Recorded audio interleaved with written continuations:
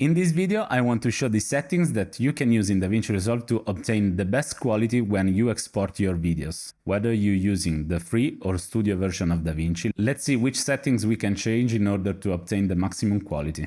Into Davinci Resolve, let's head right in the Deliver page. Here, in the upper left corner of the Deliver page, we have some presets, and don't get fooled by the YouTube one, because it's pretty bad and you don't have any control on the quality of the video you are exporting.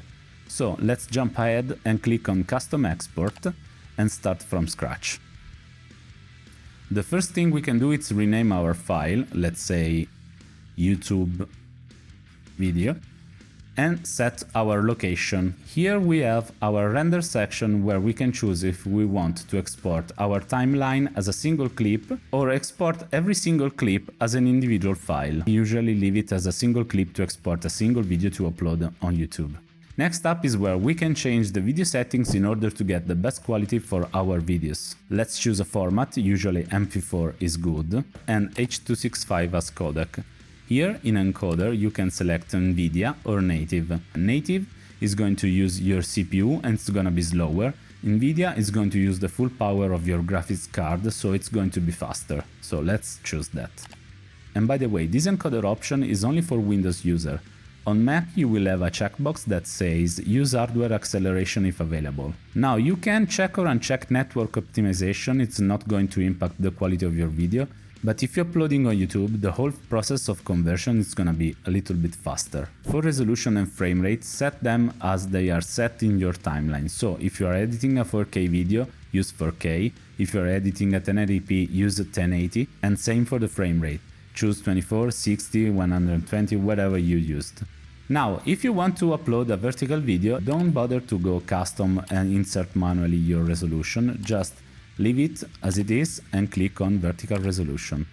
This way the resolution will be swapped. My advice is to render your video in 4K even if you are using 1080p footage, because YouTube uses different codecs for different resolutions, and the VP9 codec used in 4K it's way less compressed, resulting in a better image. Now here in quality we can choose between automatic or restrict to.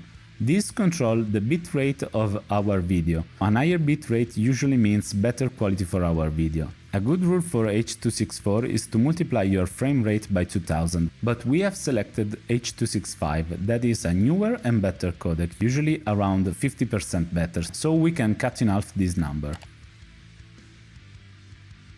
If you want to be completely sure that your video doesn't lose any quality, don't cut that number precisely in half, maybe round it up, let's say 30,000.